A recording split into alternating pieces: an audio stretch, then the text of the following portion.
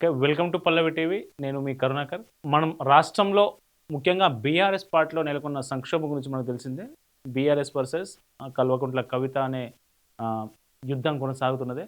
అయితే ఎమ్మెల్సీ పదవికి పార్టీకి రాజీనామా చేసిన తర్వాత కవిత ఏం చేయబోతున్నారు? కవిత భవిష్యత్ కార్యాచరణ ఎట్లా ఉండబోతుందనేది అందరూ ఆసక్తిగా గమనిస్తూ వస్తున్నారు. ఆమె అదే రోజు ఎప్పుడైతే రాజీనామా చేసిన లాస్ట్ ప్రెస్ మీట్‌లో చెప్పినప్పుడు నాకు కొంత టైం గావాలి. నేను బాధలో ఉన్నాను. కొంత విశ్రాంతి తర్వాత భవిష్యత్ కార్యాచరణ ప్రకటిస్తానని జెప్పారు గదా! ఈరోజు కాళోజీ నారాయణరావు జయంతి, తెలంగాణ భాషా దినోత్సవం. కాళోజీ అంటేనే ఒక ధిక్కార స్వరం గదా! కాళోజీ జయంతి అట్లాగే చాకలి ఐలమ్మ వర్ధంతి. ఈ 2 సందర్భాలను పురస్కరించుకొని కవిత తన భవిష్యత్తు కార్యాచరణపై ఒక కీలక హింట్ ఇచ్చారు. ఆ హింట్ ఏంటో ఒకసారి చూద్దాం. భూస్వాములను ఎదిరించి మనకు ప్రత్యక్షంగా చూపించినటువంటి వీరవనిత. అటువంటి వీరత్వం, అటువంటి ధీరత్వం మన తెలంగాణ రక్తంలోనే ఉంది. ఇవాళ చాకలి ఐలమ్మ గారి స్ఫూర్తితోని మరి మా ఆడబిడ్డలు, మా యువకులు అందరూ కూడా విజృంభించి సమాజంలో జరుగుతున్నటువంటి అన్యాయాన్ని ఎదుర్కోవాల్సినటువంటి సందర్భం అయితే మనకు కనబడతా ఉంది. చూసారా? అన్యాయాన్ని ఎదుర్కోవాల్సిన సందర్భం మనకు కనిపిస్తూ ఉంది. చాకలి ఐలమ్మ స్ఫూర్తి, చాకలి ఐలమ్మ పోరాట స్ఫూర్తితోని సమాజంలో ఉన్న అన్యాయాన్ని ఎదుర్కోవడానికి మనం ముందుకెళ్ళాలని కవిత చెప్పారు. అయితే ఈరోజు ఓవరాల్‌గా ఆమె కాళోజీ నారాయణరావు జయంతి సందర్భంగా జాగృతి కార్యాలయంలో ఏర్పాటు చేసిన జయంతి కార్యక్రమం అయితే ఉంటుందో ఆ కార్యక్రమంలో ఆమె పాల్గొని మాట్లాడారు. ఆమె ఏం చెప్పారంటే, ఖచ్చితంగా భవిష్యత్తులో తెలంగాణ ఏదైతే సామాజిక తెలంగాణ కోసం కేసీఆర్ స్ఫూర్తితోని, కేసీఆర్ ఎట్లయితే తెలంగాణ కోసం బొంత పురుగునైనా ముద్దు పెట్టుకుంటా అని ఎట్లా చెప్పిండో, నేను కూడా సామాజిక తెలంగాణ కోసం అంటే అన్ని కులాలు, అన్ని వర్గాలకు అభివృద్ధి ఫలాలు అందాలనే ఎజెండాతో నేను కూడా ఏం చేయడానికైనా సిద్ధమే. లెఫ్ట్ టు రైట్ అంటే కమ్యూనిస్టుల నుంచి రైట్ వరకు ఎవరినైనా కలుస్తా, అందరినీ ఆలోచనలను, అందరి అభిప్రాయాలను తీసుకొని ముందుకు వెళ్తా ఖచ్చితంగా అని చెప్పారు. అంటే ఎట్లా వెళ్తారో దానికి వేదిక ఏంటనేది స్పష్టత ఇవ్వకపోయినప్పటికీ మనకు అందులోనే అర్థమవుతుంది. మనకు వేదిక ఏంటిది అని ఆమె చెప్పకపోయినప్పటికీ ఆమె ఏదైతే భావ వ్యక్తీకరణ ఉందో అందులోనే మనం అర్థం చేసుకోవాల్సింది ఏంటంటే, ఖచ్చితంగా ఆమె పార్టీ పెట్టబోతుంది. ఆ పార్టీ ద్వారానే, పొలిటికల్ పార్టీ ద్వారానే ఆమె ఈ ఏదైతే సామాజిక తెలంగాణ ఎజెండా పెట్టుకుందో సామాజిక తెలంగాణ కోసం పోరాడుతుందని చెప్పవచ్చు. మరొక కీలక అంశం ఏం జరిగింది ఈరోజు ప్రెస్ మీట్లో అంటే, ఉపరాష్ట్రపతి అభ్యర్థికి సంబంధించి అటు ఇద్దరు, ఒకరు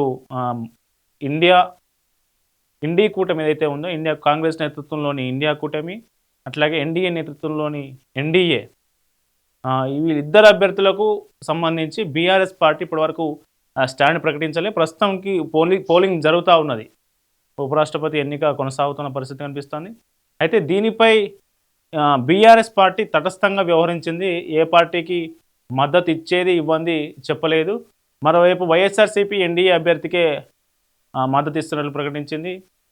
అయితే సుదర్శన్ రెడ్డి ఏదైతే ఇండియా కూటమి అభ్యర్థిగా ఉన్నటువంటి సుదర్శన్ రెడ్డి మన తెలుగు వ్యక్తి, మన రంగారెడ్డి జిల్లాకు సంబంధించిన వ్యక్తి, మాజీ అంటే జస్టిస్, ఆయన మాజీ న్యాయమూర్తిగా కూడా పనిచేశారు. కాబట్టి అతనికే నేను మద్దతు ఇస్తున్నాను, ఒక ప్రాంతీయ బిడ్డగా, తెలంగాణ బిడ్డగా మన తెలంగాణ వ్యక్తికే మద్దతు ఇస్తున్నానని కవిత మాత్రం, బీఆర్ఎస్ స్టాండ్ ఇప్పటివరకు చెప్పకపోయినప్పటికీ కవిత మాత్రం కుండబద్దలు కొట్టినట్టు ఆ విషయాన్ని చాలా స్పష్టంగా చెప్పడం జరిగింది.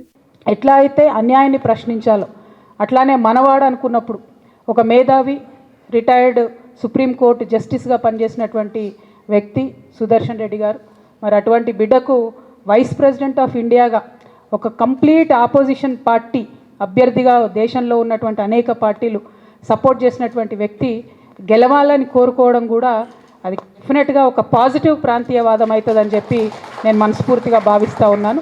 ఇది పార్టీలకు అతీతంగా తెలంగాణ బిడ్డ కాబట్టి, ఆయనకు ఒక అవకాశం వచ్చింది కాబట్టి. అంటే నేను ఒక వ్యక్తిని ఎప్పుడు జీవితంలో మర్చిపోలేను. శేషన్ గారని ఉండే, టిఎన్ శేషన్ గారని. ఆయన వచ్చేంత వరకు కూడా ఎవరికి అసలు భారతదేశంలో ఎలక్షన్ కమిషన్ అని ఒకటి ఉందని మా సామాన్య ప్రజలకు తెలియదు. కానీ ఆయన వచ్చిన తర్వాత ఆ పోస్టుకు వన్నే వచ్చింది. సుదర్శన్ రెడ్డి గారు కూడా గెలిస్తే డెఫినెట్గా వైస్ ప్రెసిడెంట్ పోస్ట్కి కూడా వన్నెదేస్తారని నేను అనుకుంటున్నాను. ఎందుకంటే అనేక సందర్భాల్లో ఆయన చూసినాం, ఆయన ఇచ్చినటువంటి పాజిటివ్ తీర్పులు కానీ, ఆయనకు ఉన్నటువంటి కాన్స్టిట్యూషనల్ ఎక్స్పర్టీస్ కానీ చూసినాం. ఓవరాల్గా మనం చూస్తే ఈరోజు జరిగినటువంటి 2 డెవలప్మెంట్స్, కవిత జాగృతి కార్యాలయంలో నిర్వహించిన ప్రెస్ మీట్లో 2 అంశాల మీద ఒక క్లారిటీ వచ్చింది. ఈరోజు కవిత జాగృతి కార్యాలయంలో జరిగిన ప్రెస్ మీట్ ద్వారా మనం 2 విషయాలు ఇందులో మనం డివైడ్ చేయొచ్చు. ఫస్ట్ది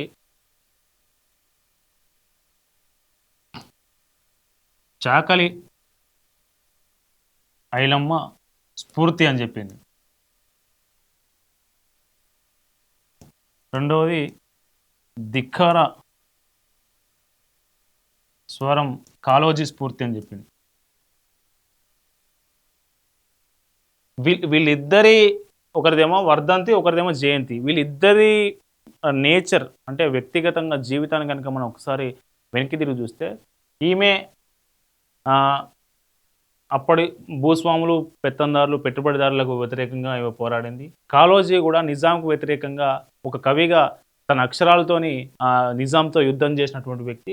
వీళ్ళిద్దరే స్ఫూర్తితో మనం అన్యాయాన్ని ఎదిరించాల్సిన అవసరం ఉంది అంటే, కవిత బీఆర్ఎస్ పార్టీ ఈ మధ్యలో, కవితకు మధ్యలో ఉన్నటువంటి ఇదైతే క్లాష్ నడుస్తూ ఉందో, ఈ క్లాష్లో ఒక ముందడుగు నేను వేస్తా కష్టంగా, వీళ్ళే నాకు స్ఫూర్తి, ఒక ఆడబిడ్డ వీరమణిత చాకలి ఐలమ్మ నాకు స్ఫూర్తి, ధిక్కార స్వరం కాళోజీ నాకు స్ఫూర్తి అని చెప్తున్నారంటే, ఖచ్చితంగా కవిత వెనకడుగు వేసే ప్రసక్తి లేదు, ముందుకే వెళ్ళబోతున్నారు అనేది మనకు స్పష్టంగా అర్థమవుతూ ఉన్నది. పార్టీ పెట్టబోతే, పార్టీ పెడితే ఒకవేళ ఏ పార్టీ పెడతారు అనే దాని మీద కూడా ఆమె పరిశీలన చేస్తున్నట్టు తెలుస్తూ ఉంది. కొందరేమో తెలంగాణ జాగృతిని దాన్నే పార్టీగా రిజిస్ట్రేషన్ చేసి ఇదే కొనసాగించాలని కొందరు ఆమెకు సూచిస్తుంటే, మరికొందరు జాగృతి అనే పేరు పొలిటికల్ పార్టీకి ఆ పేరు బాగుండదు, సూట్ కాదని ఇంకొంతమంది చెప్తా ఉన్నారు. మొత్తానికి రాజకీయ పార్టీ పెట్టడం కవిత ఖాయం అనేది ఇవాళ ఆమె మాట్లాడిన మాటలను బట్టి మనకు స్పష్టంగా అర్థమవుతుంది. పార్టీ పేరు ఏంటి, ఎట్లా రిజిస్ట్రేషన్ చేయబోతున్నారు, ఎప్పుడు చేయబోతున్నారు, ఎప్పుడు అనౌన్స్ చేస్తారు అనేది కొంతకాలం వేచి చూడాలి. ప్రస్తుతానికి ఇప్పుడు నడుస్తున్న రోజులు కొంత బాగా మంచి రోజులు కావు. విజయదశమి సందర్భంగా, అంటే అక్టోబర్ 2న విజయదశమి ఉన్నట్టున్నది. విజయదశమి సందర్భంగా ఏదైనా ప్రకటించే అవకాశం ఉందా? ఆ రోజు విజయదశమి రోజు ఏది చేసినా కానీ, అంటే ఏ కార్యం తలపెట్టినా కొత్తది ఖచ్చితంగా విజయం దక్కుతుందనే నమ్మకం, విశ్వాసం మన సాంప్రదాయంలో ఉంది. ఎక్కువ మంది విశ్వసిస్తారు కూడా. సో కాబట్టి విజయదశమి రోజే కవిత భవిష్యత్ కార్యాచరణకు సంబంధించి కొత్త వ్యూహానికి, అంటే కొత్త పార్టీకి శ్రీకారం చుట్టే అవకాశం ఉన్నట్లు మనకు జాగృతి వర్గాల ద్వారా అందుతున్న సమాచారం. మరిన్ని వివరాలకు చూస్తూనే ఉండండి పల్లవి టీవీ. Thank you. జై తెలంగాణ, జై తెలంగాణ.